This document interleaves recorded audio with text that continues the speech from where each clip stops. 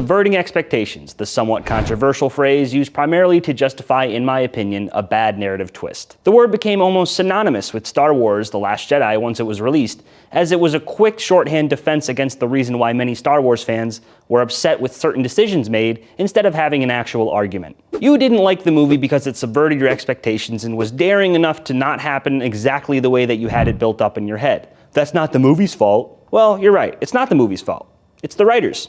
Thus, I introduced to you the balloon theory. By the way, yes, I'm making another video about The Last Jedi. The balloon theory is a quick metaphor I came up with to explain how certain twists in storytelling work and how others don't, and it can mostly be put into this simple rule. Of course, there are certain examples that don't fit into this, I'm sure. To start, think of a regular balloon before you blow air into it. As the story is being told, air is slowly blown into it. This is more or less your tension. The predictable route of how your story goes is a nice ebb and flow, a slow growing tension and slow release of tension once we reach the climax. You get exactly what you paid for with this type of storytelling. No more, no less. This is, for the sake of the argument, the traditional way a story is told. Predictable. Disclaimer, I'm not saying this is necessarily a bad route to take. Many stories have told very predictable yet engaging and beloved stories. The second way, and we'll call this method deflation, is when we introduce a plot twist for a plot twist's sake. This is what TLJ mostly does with its twist, or how it subverts your expectations. Imagine the balloon slowly blowing up again. Our tension is rising, the hero's getting cornered by the villain, and then something happens. The twist.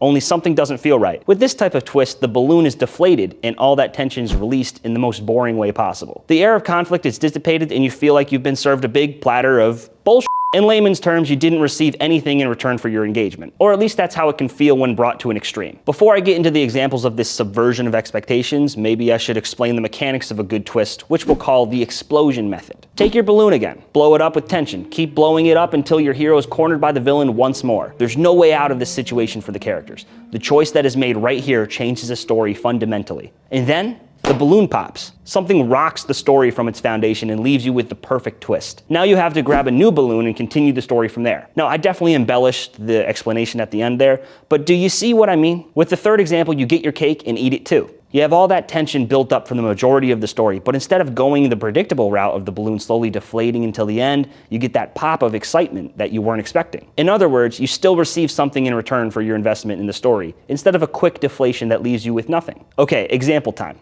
For the first example, predictable, but in a good way. Let's say The Lord of the Rings. Frodo's story is to bring the ring to Mount Doom to be destroyed before Sauron can use it to cast a new dark age in Middle-earth. The story gets to the point, tells it with very few meaningful twists to the formula, the hero's journey, and ends satisfyingly, and that has to do much more with the characterization and pacing than anything else. But that's a story for another time. Predictable in a bad way would be something like Avatar. Yes, the highest grossing movie of all time. It tells a generic story that we've seen time and time again with Pocahontas, Dances with Wolves, and The Last Samurai, but somehow without any flavor. The reasoning behind this is mostly due, again, to the characters and a focus on spectacle more than anything else. Okay, on to method 2, deflation. And it might have been pretty obvious, I don't like this type of twist almost any time it's done. In The Last Jedi, Luke, who we have prior knowledge of being a certain way, is handed his father's lightsaber once again. This time by Rey. He examines it for a beat, then nonchalantly and out of character,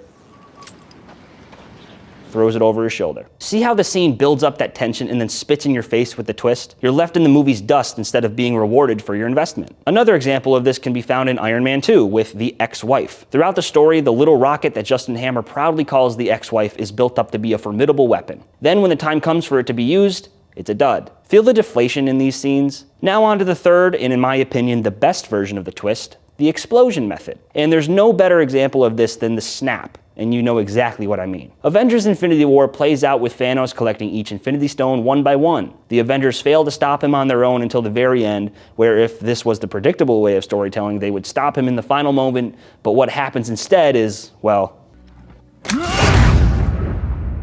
there's your pop.